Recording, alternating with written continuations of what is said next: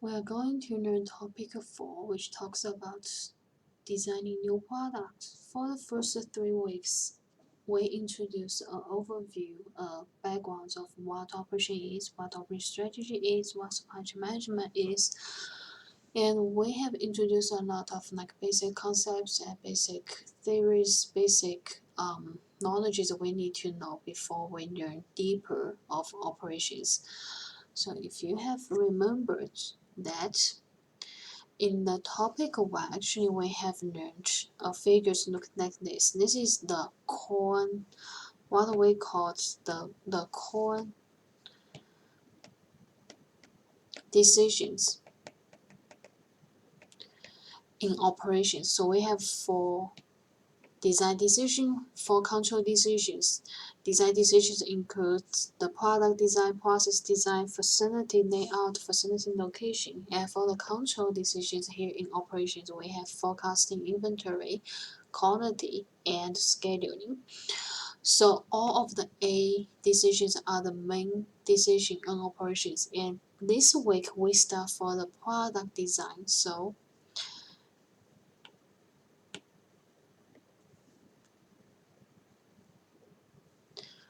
let's move to topic 4, designing new products.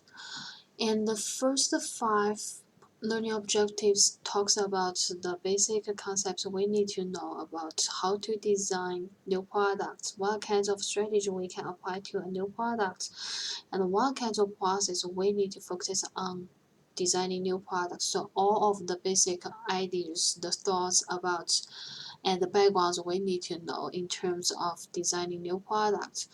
And as a technical course, we also need to introduce the tools. So for this topic, we'll introduce 3 tools. The break-even analysis to help manager to make a decision whether they need to introduce, whether they need to develop the new product. And the NPV, the net present value tools to help manager to make decisions whether they need to start to manufacture the products or start to the development of the product process. And also the total cost, the total cost of tools to evaluate which part the design could be improvement that they can reduce the cost if the product is a key product, a major product in a business. Even though after NPV we find that it will lose money, we need to the company may need to search the possible ways to reduce the costs and to redesign the product and to develop the product and launch the product. So this is all the objectives, the learning objectives for this topic. So let's start for the product. So what is the new product and how to introduce a new product? Before we learn that, think about these figures over there. So we have 5 categories. Actually, they are the 5 types of customers. When a company introduces a new product, especially the new high technology product to the market, we can divide the customers into these 5 majors, the 5 categories here. The first one is the innovators, and the second is early adopters, the early majority, the late majority, and the laggards. So what are they? Think about the following questions. So for the high technology product, for the fashion items like the fashion shoes, the fashion clothes, and the games like the PlayStation or the game CDs. So have you ever kept out overnight to get your hands on the latest items? If you have, then you should be the innovators.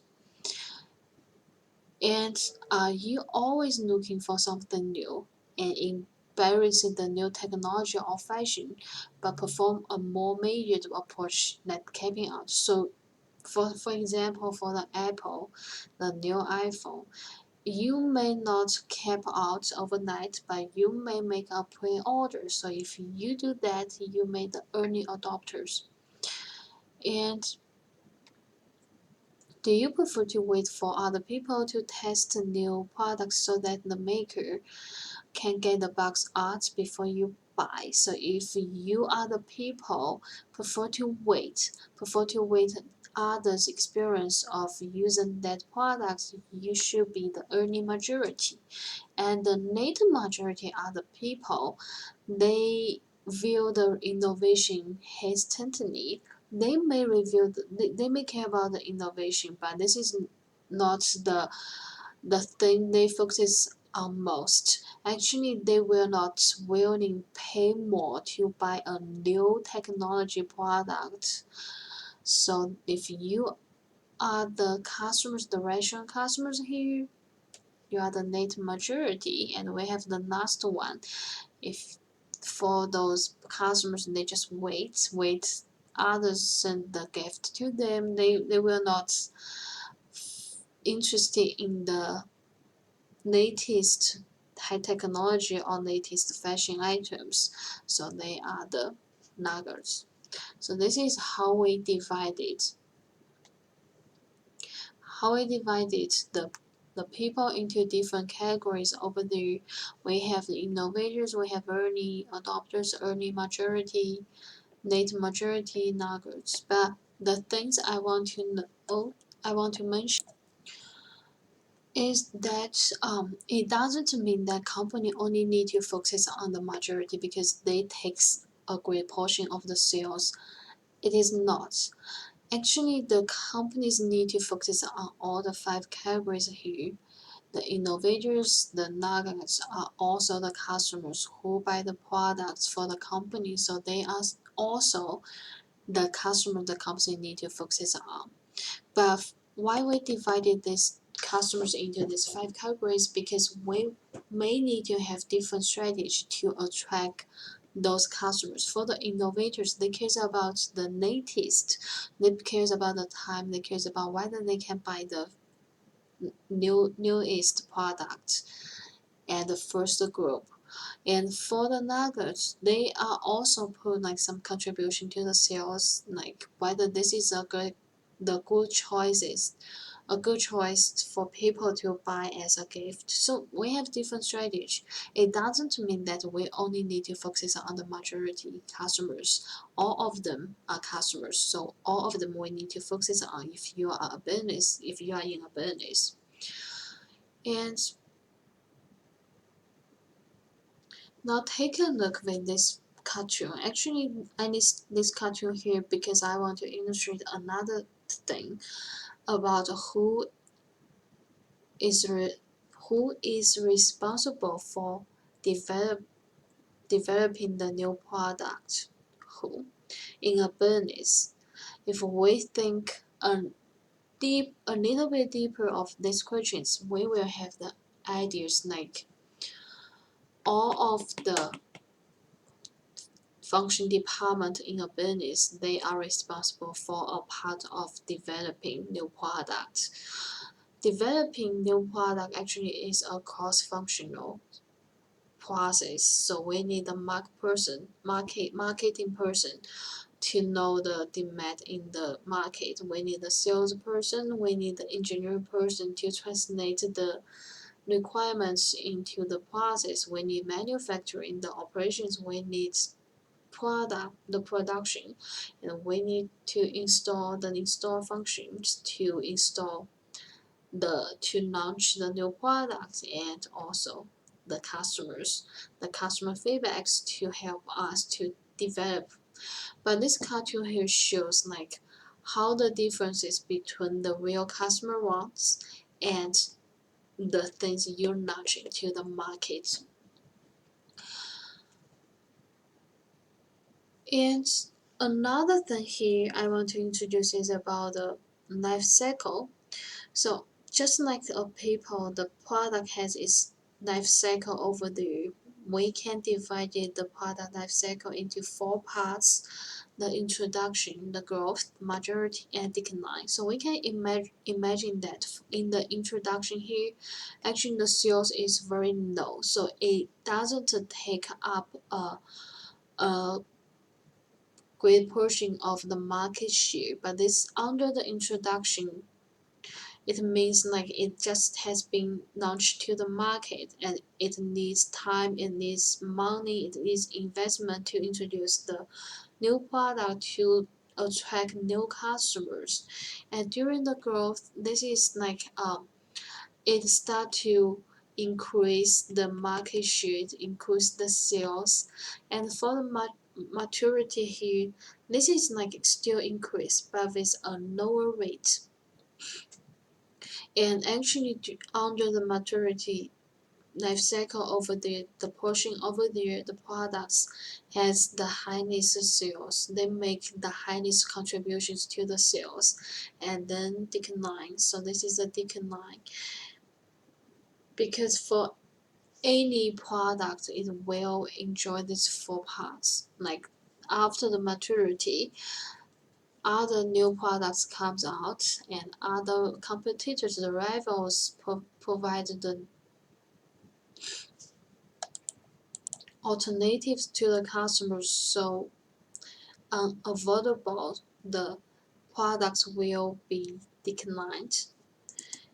And I also give you an example about the iPhone. So for the 2008 we have like the iPhone start to be introduced, and you may never heard like iPhone 123G, but the most popular iPhone devices is the iPhone 4. So we can take a look. But I need this picture here because I want to give you an idea about what is the product life cycle. Even though the product, a popular product in the market, it also has its own life cycle and it will be updated with a new version or a new product. So this is what I want to illustrate here. And for the life cycle, why we need to focus on the life cycle? Actually, we need to have different strategy, the different strategy to develop the new products under different life cycles. For the introduction, if the product is under introduction, the strategy you need to focus on is to find a market, to find a need, and fill the product into that need. So this is on the introduction part. And the growth, if the product is under growth, which means you may invest more on advertising to attract more customers because you need the growth and it is under growth, and this is the time you can attract more sales, attract more customers. And for the maturity, what is this? So actually most of the nature majority or the early majority or the innovators or the early adopters has bought the product. So what you can do, like you may have a strategy to lower the costs, to lower the price for customers, like attract more customers because the growth rate has declines a little bit, like it is under a low rate of growth. So you may need to attract more customers to keep like the sales. So you may have the strategy to provide a lower price to the customers to find a way to lower your cost. And during the decline, this is the time for you to provide some alternatives to redesign the products, to innovate the products, to satisfy more requirements. So this is the decline. So under different life cycle, we should have different strategy. And take a look at this figure. This is like even for one products, like they have different flavors. This is under the declines for any product's life cycle, the company may need to introduce like the alternatives, the updaters that they can keep the existing customers. And another thing I want to introduce is about the market share and the market growth. Actually, this is a matrix considering these two parts, and it has been introduced by the Boston Consulting Group. So we also call this matrix as the BCG growth share portfolio. What is it? As I have mentioned, like we need to care each of the customers. What even they are the adopters, the innovators, they are the nuggets. Like they take a little portion of the sales. So we need to care about all the customers. The same here. So we need to have, as a company in a business, you shouldn't focus on only one product or focus on the products under the same stage. We need to have a portfolio like with different products or with the products under the different stages. Why we need that? So think about that. During the growth stage, you may need to invest more on advertising. Where the money comes from? So you can use the money comes for the maturity, which like give you a lot of cash flows, because when product is under the maturity stage, which means they takes a great portion of the market share, so they make profits, they have cash back, so you can use those money to invest on the advertising. This will be a healthy business cycle. So this is what you need. If you have all the products under the growth stage, which means you always need invest money to attract more customers, even though in the future you will have those money back if you are increasing, if you become to a maturity stage. But cash flow in a business is a very important factor we need to focus on.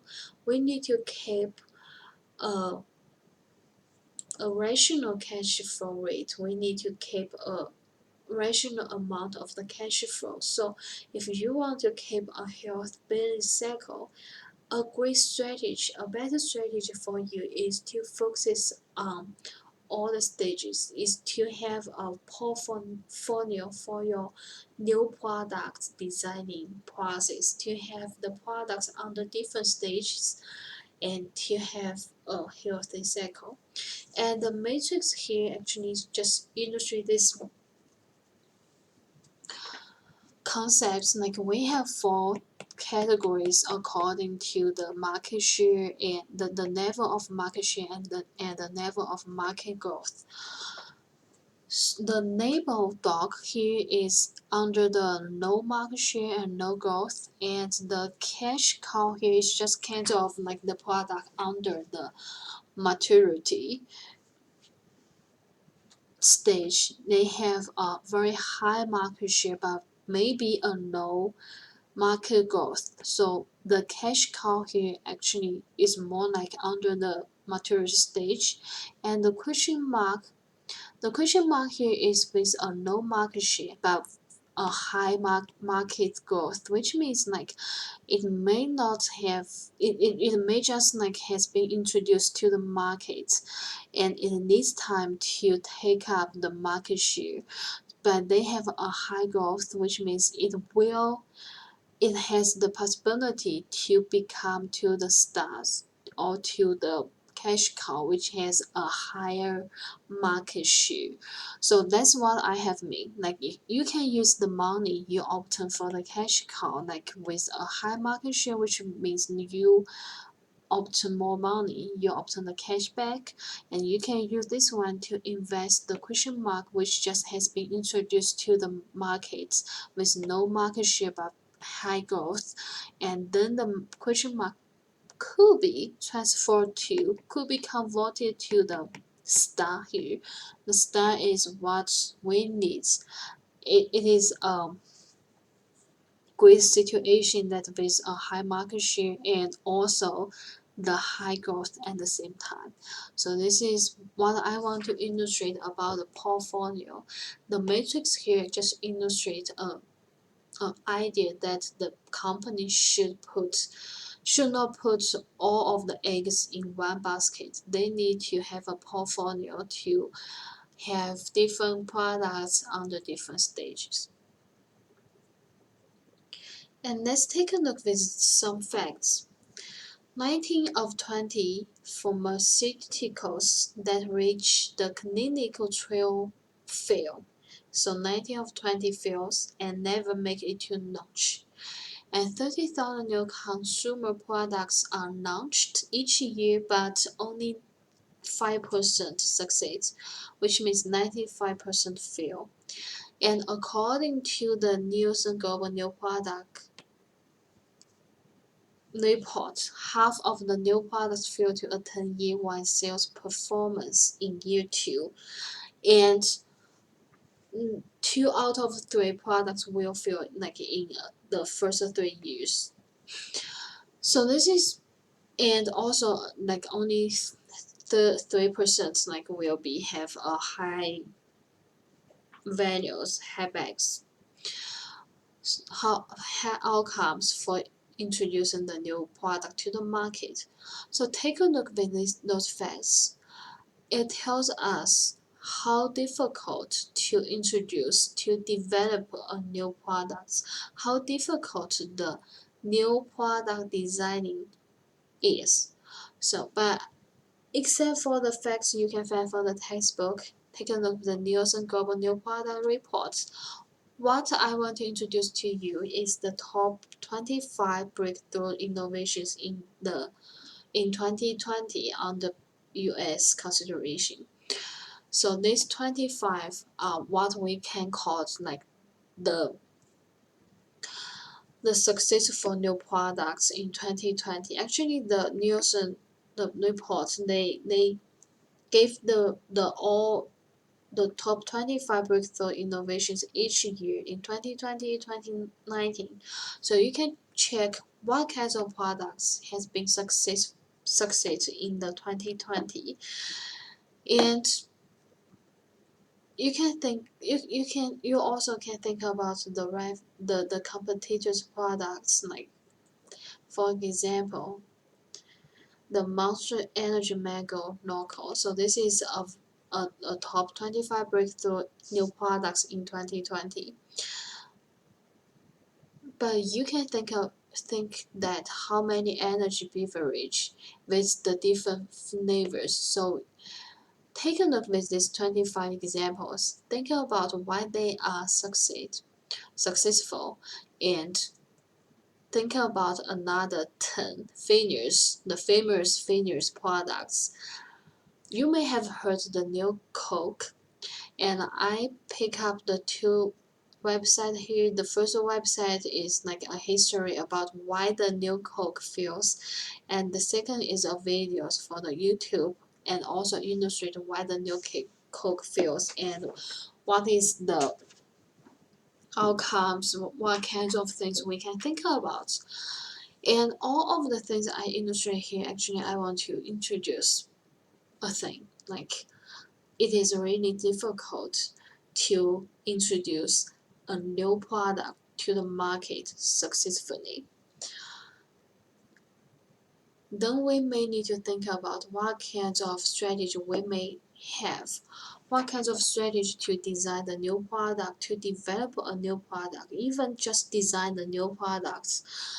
And according to a report, like this is a survey via 1,000 companies, the great innovation companies, and they gave some key findings about what is the high leverage innovator is, what kinds of characteristics the high leverage innovators has, and these 5 here are the key findings, like about spending what, spending money. So it is not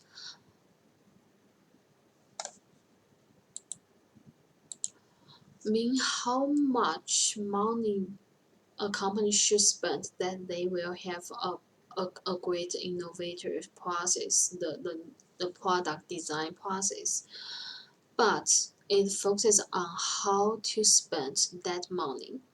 So this is the spending part. And about the strategy, so if you read the textbook, it talks about the three things: the seekers, the market, founders, and the technology. You may need the seekers have a sense of what kinds of products in the future will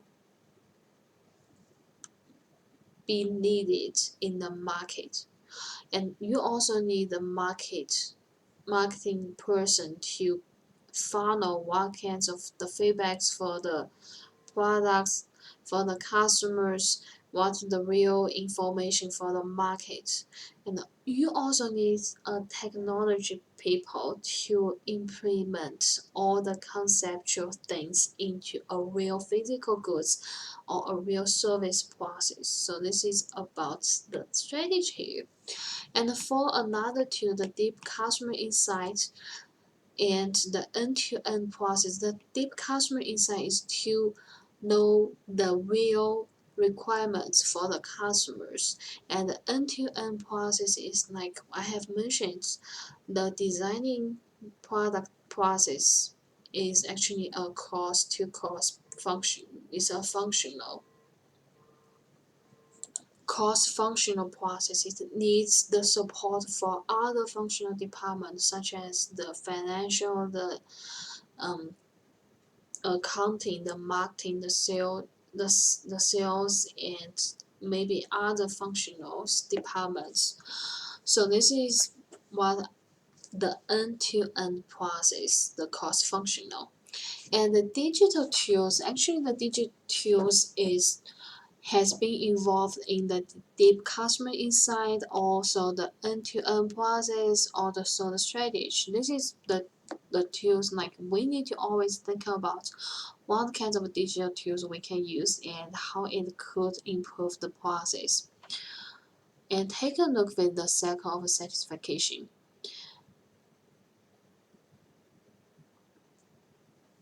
So we have the four elements. The first element here is just like what we have talked about, the customer deeper insight, the deep customer insight. So this is how to obtain the requirements, the real needs for the customers. And also other stuff here is talks about the end-to-end process, like you need to conceptualize and then develop a product, and then according to the financial variabilities to launch your product finally. And after, like if the product is under the decline stages, you may need to invest in the next generation. You may need to redesign your products. This is the whole thing. The cycle here we call the cycle of satisfaction. So we need to focus on how to obtain the deep insight, the customer insight, and how to improve the strategy to do the end-to-end process, the cross-functional process for the designing a new product. And for the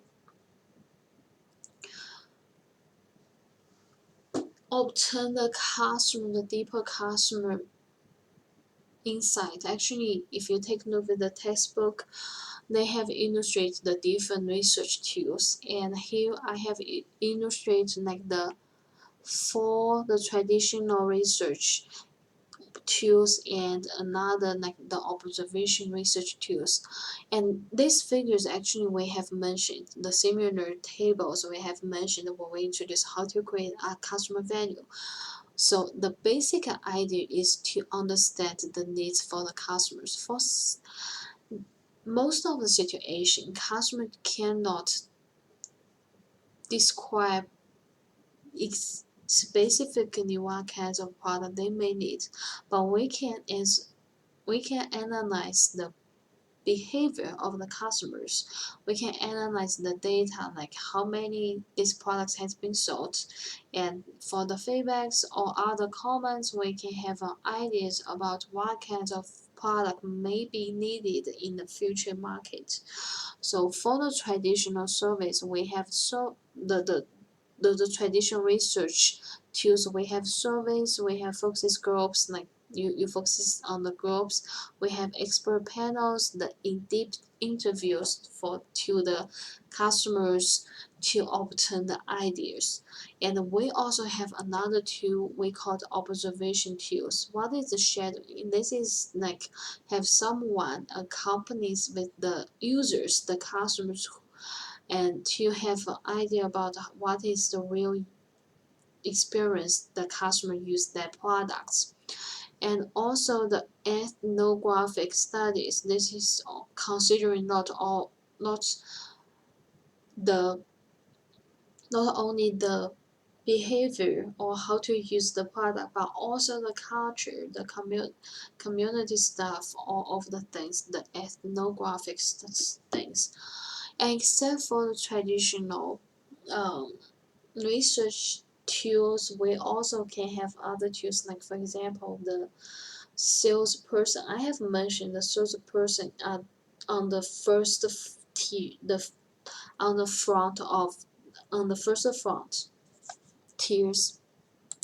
They are the people who obtain the first information for the market.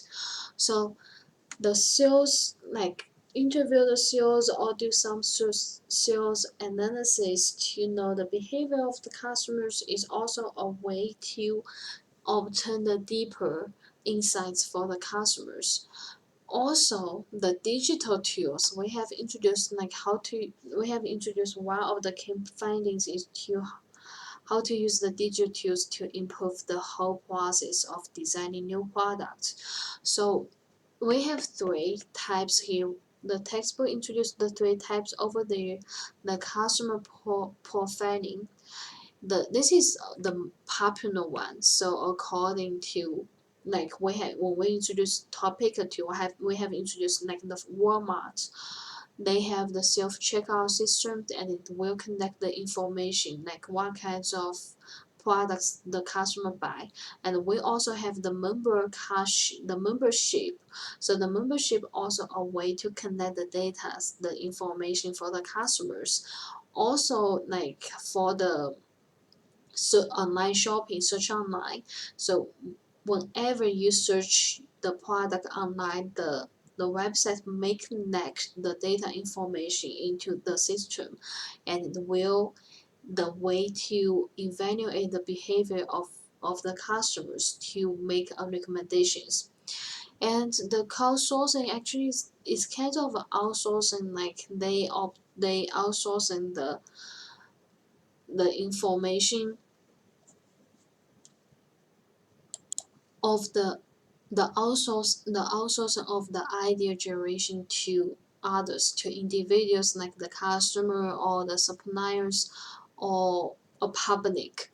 And those those crowds, like those individuals will have their insights, ideas, and this is also a way to connect the information to obtain the information in terms of the deeper customer insight. And the last one is about the social network analysis. This is like they takes up the social for the comments or the feedbacks for the social networks, like such as the Facebook, the Twitters, the Instagram, and others. So they connect the comments and the feedbacks and to know what is the behaviors, what could be the behaviors of the customers in the future. And except for the digital tools, we also have another tools to obtain the information for the customers, which we call customer immersion labs. This is like we apply the simulation.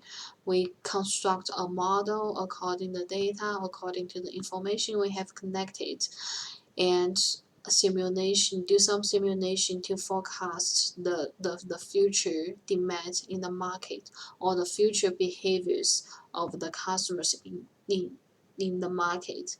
So this is all of the tools we can apply to obtain the customer deeper insight.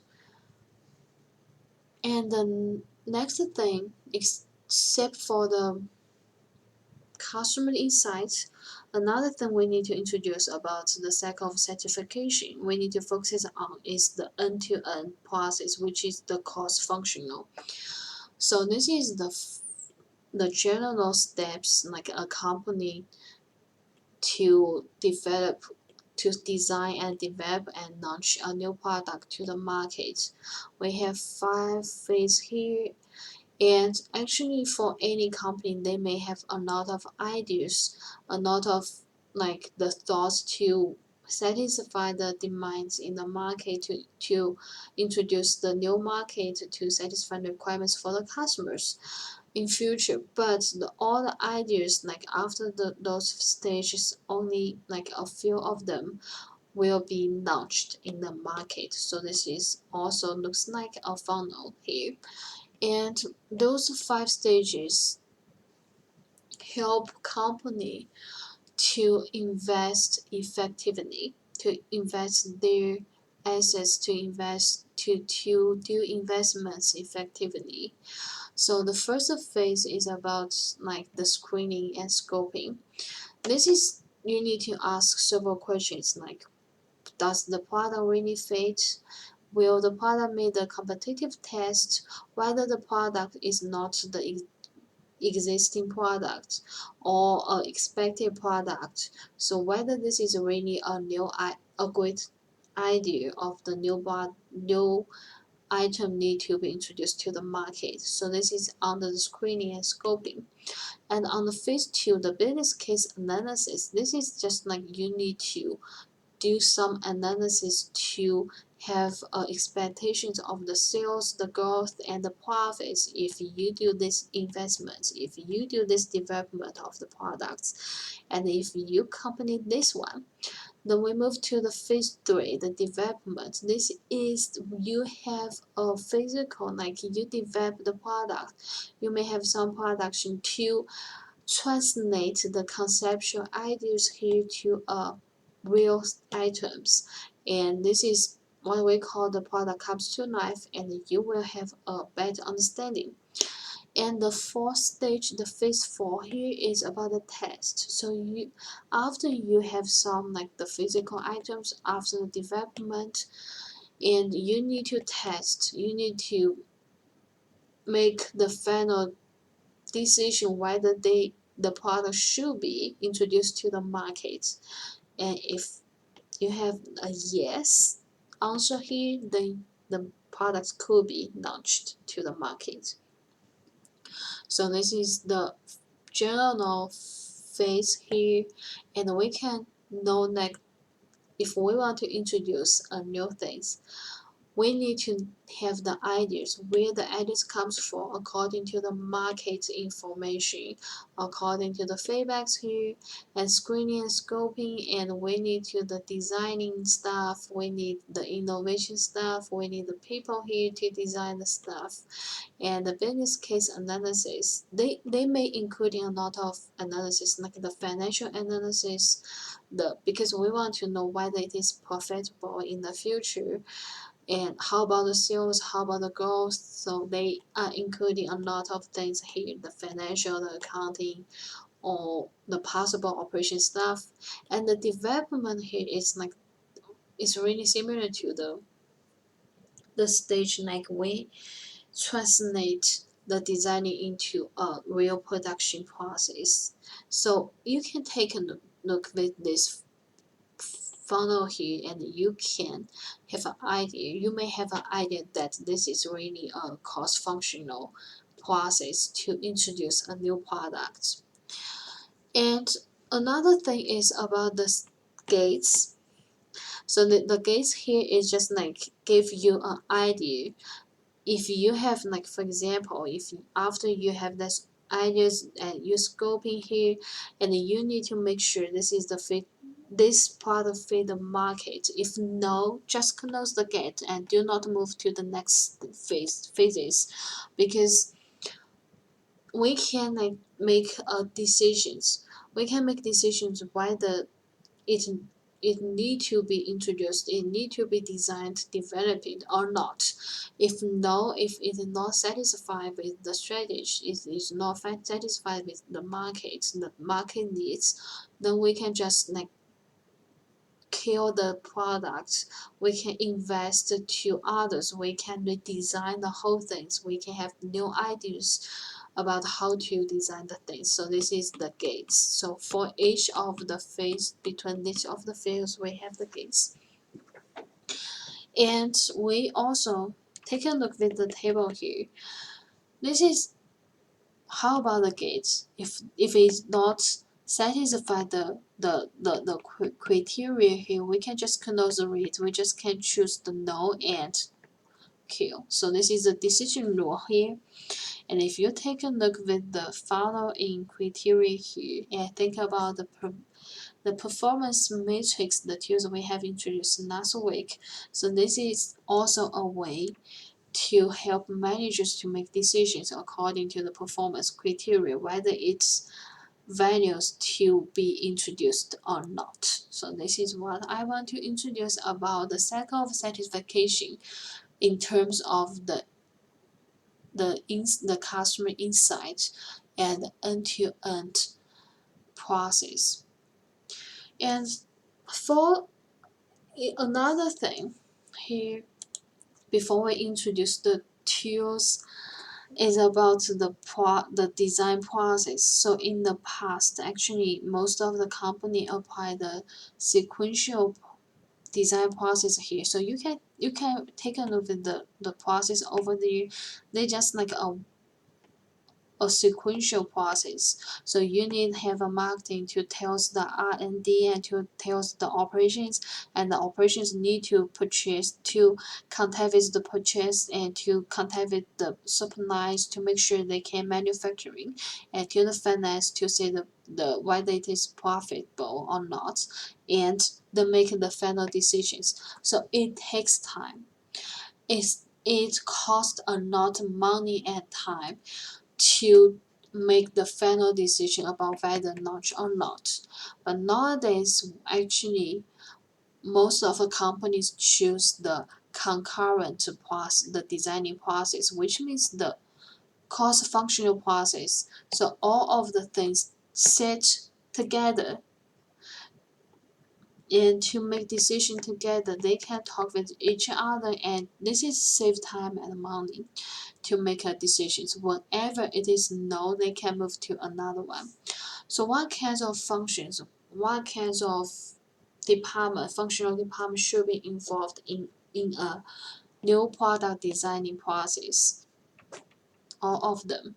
Marketing, research and development, operations, finance, purchase and logistics, also the customer and suppliers. We need the feedbacks for the customers and also the suppliers. And the last part I would like to introduce for this topic is about the tools. Actually, we will learn 3 tools. The first one is about the break-even analysis. So think about the first get. So think about the scoping, the screening and scoping. So you may need to make a decision whether the product fits the market or not.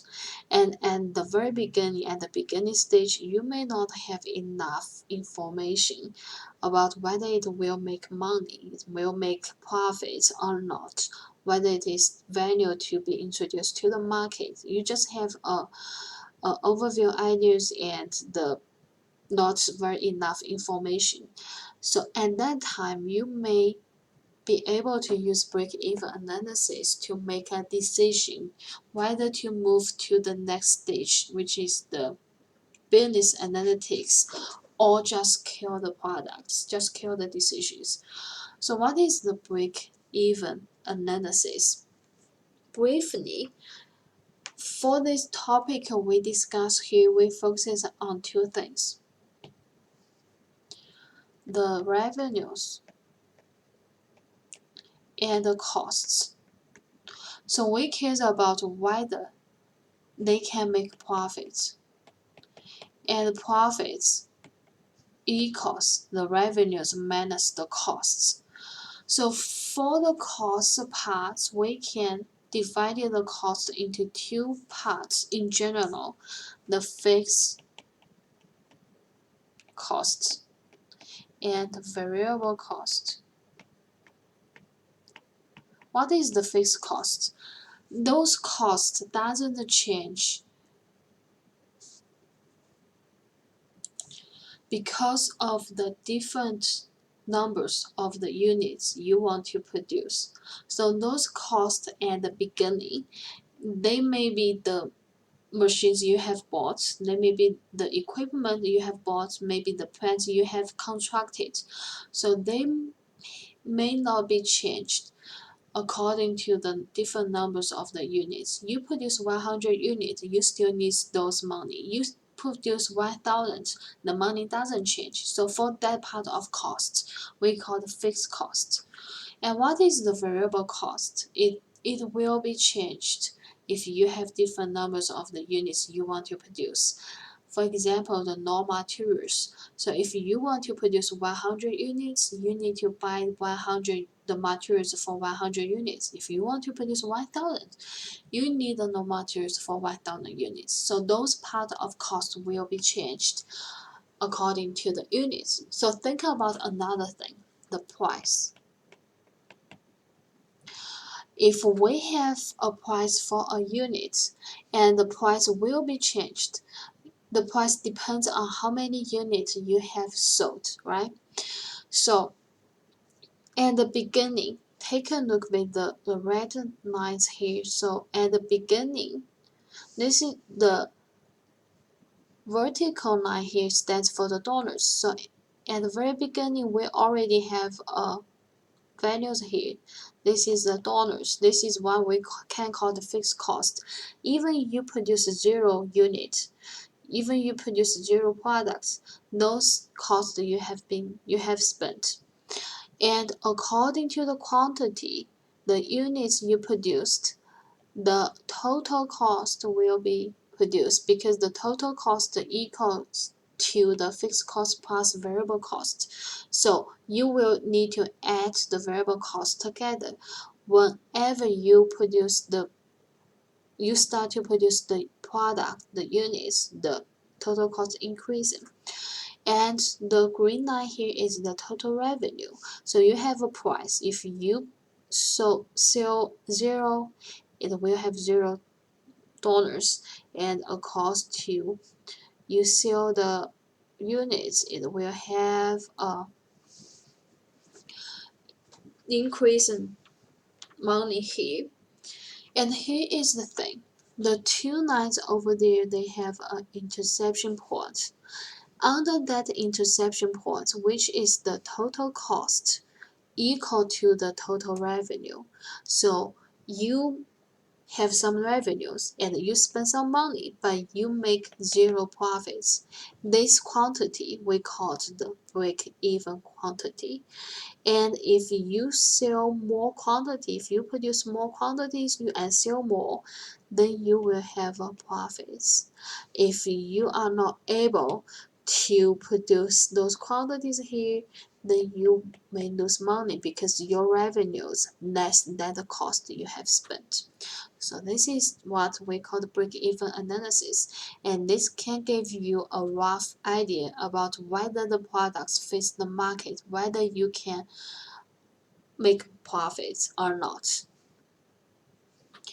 And take a look with this formula here. The QBE here stands for the number of break-even.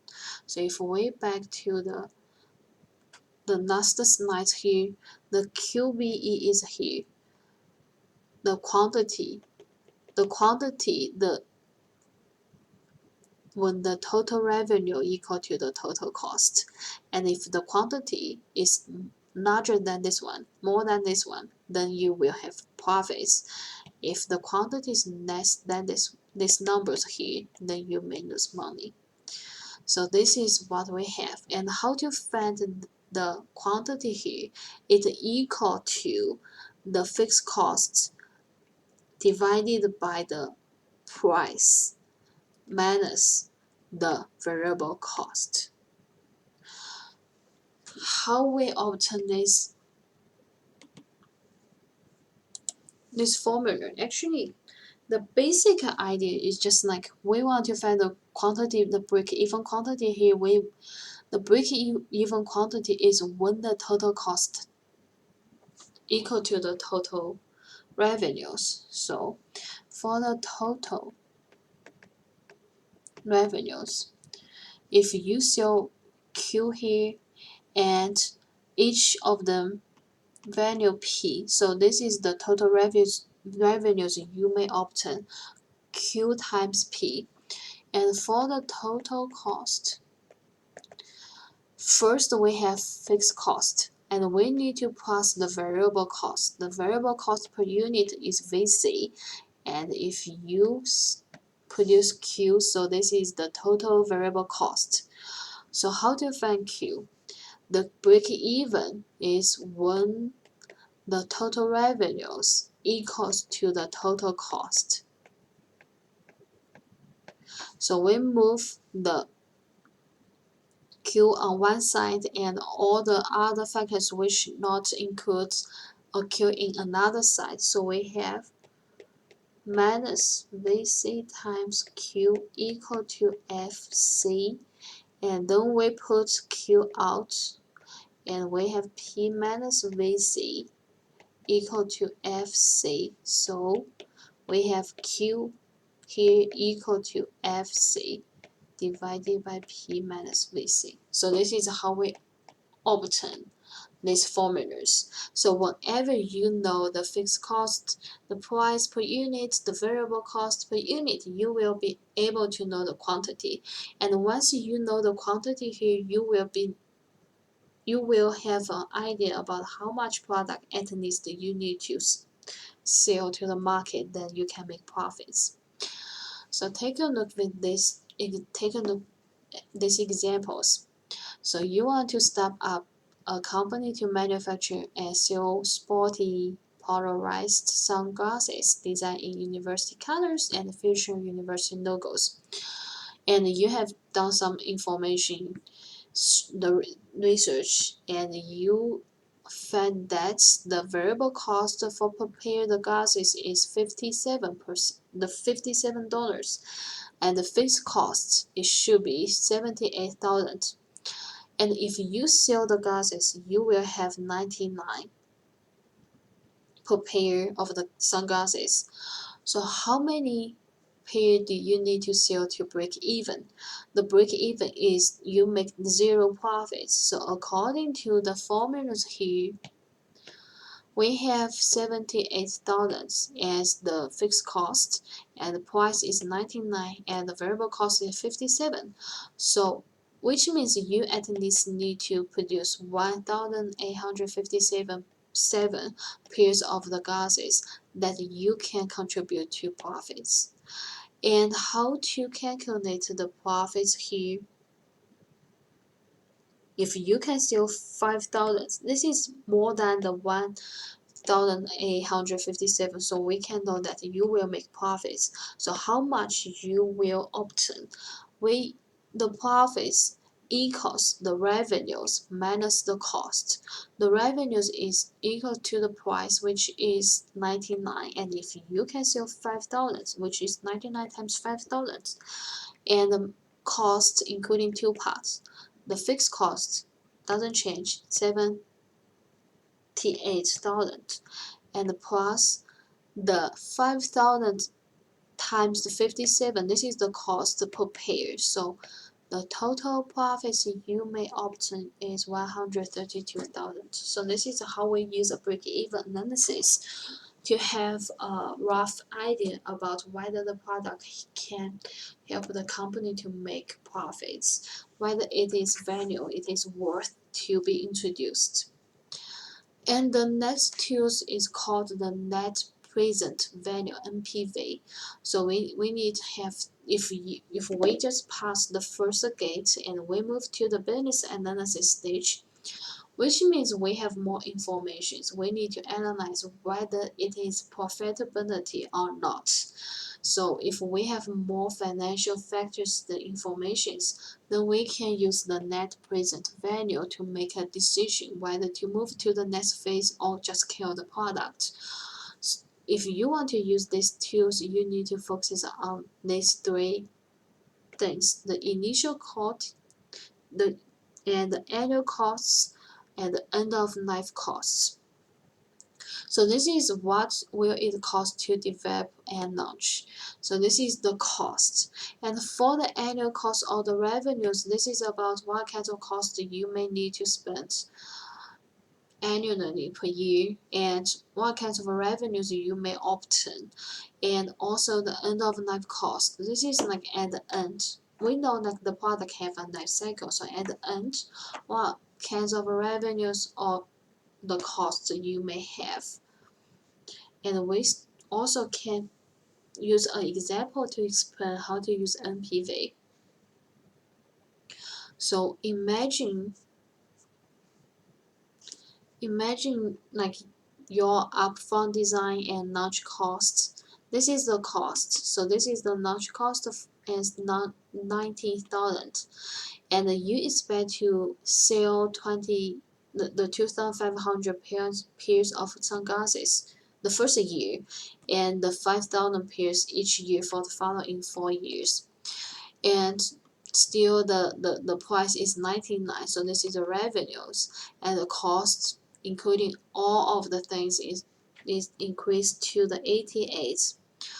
And another very important thing is at the end of 5 years you hope to be able to sell the white cat sunglasses for 100,000. So this is the end of time revenue, and this is what you need to plus to the last year. And if your required return is 50%, what is your rate present value? How to calculate that? We need to have the three parts. The first part is the initial cost, 90%, and this is the annual cost for each year, and we have 5 years old here, and this is the end of life cash flow. This is the end of life revenues for these specific questions. You may have end of life cost, but here for this specific the problems we have end of life cash flow. The first way you can use to calculate the NPV to obtain the 120,173, the net present value, is via the Excel. So via the Excel, and you insert the NPV equation here. The first values you need to insert is about the return value you want to have.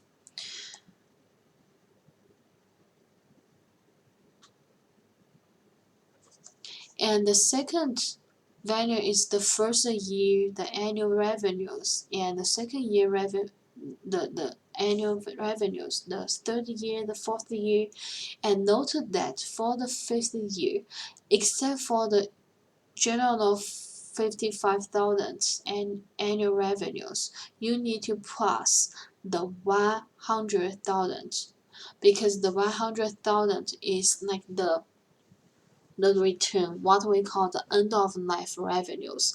So at the end of this year, the end of the year is the fifth year for this specific questions, you need to plus 100,000. So it should be 155,000. And you insert all the information here and minus the initial cost, which is 90,000, and you will obtain the values. So for example,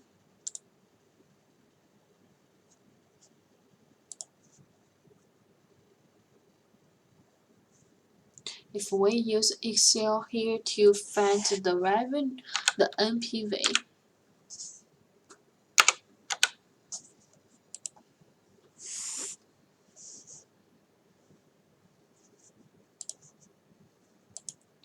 the things you need to do is just check us, find a cell here, and then insert the equations. So this is the equations we call the NPV equation. And we choose the NPV equation, and you need to put the first number, which is the return rate, and use a comma to divide the return rate with the annual revenues. So for the first year, it should be 27,500, and use another comma to stand for another years. So another year, the second year should be 55,000, and the third year is still 55,000. I need to move the Excel over there. So the NPV and the return rate use a comma to divide it all of the things and insert the first year's value, the second year, the third year. The first year still the 55,000, but for the last year, the fifth year, it should be 150,000, and this is the NPV should be included here, and minus the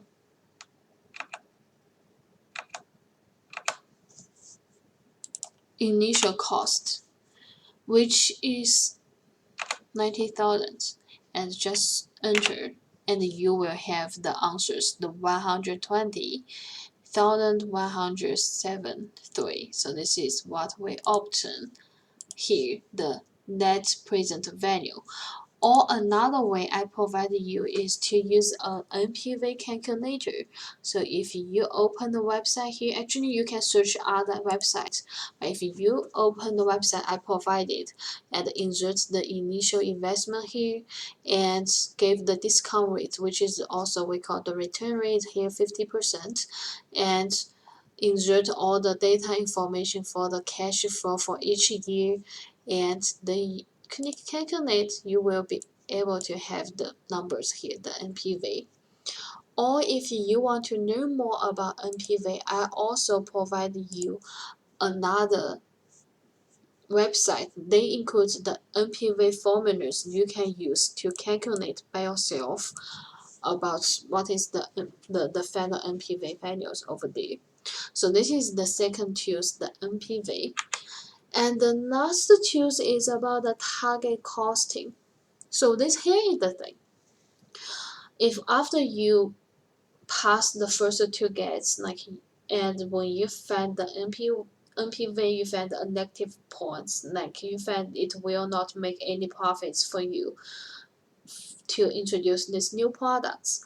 But why do you just give up? Because for some products, it's like the major products in a business, so they may need to find a ways. They may need to redesign and calculate the total cost and to find a way to develop the products that they can make profits. They can still introduce those new products. So if that, we can use another tool we call target costing, and they have those 6 steps. The first step, it needs to identify the product service characteristics.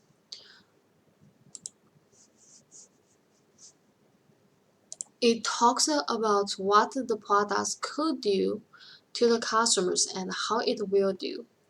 And the second step is establish the target sales price. So you need to, according to the market, to have a price, an expected price for the products you want to introduce. And you can consider for different aspects like the market potential. You can obtain the, you can make the decisions. You can have the number according to the market information, or according to the competitors. Like your rivals may produce the similar products, so you can get some ideas for the competitors, or you can know how to, if you know your products is the unique one, you can distinguish your products with others. So this is also the aspects you need to consider to establish the target sales price. And the third step is about the target cost. So you have the price and you have the profits, then you can have the cost. So compute the target cost. And the fourth step is very important because you need to break down the cost in the details, including the materials, the all of the materials you may need, also the transportation costs, the operation costs, others, all the costs. You need to break down the cost into details, and then you can do the fifth step, the target costing process. You can consider whether you can improve the suppliers, the supply part, the system, the support, then you can reduce the cost. Or is there any like replace materials for you? And how about the designing? How about the specifications? So you need to find the trade-offs of all of the costs. So this is the way you can reduce the cost, and it may help you to be profitable. And then the last one, so after that, if the target costing process is successful, then you can proceed to launch the product, because you have an idea that it will help you to make profits. If not, you can choose to redesign it, like continuous improvement it until it is successful, or you can just kill it. So it may be the time to kill. So this is the target costing to help manager improve the product which is not profitabilities. And this is all the contents I want to introduce for the topic 4.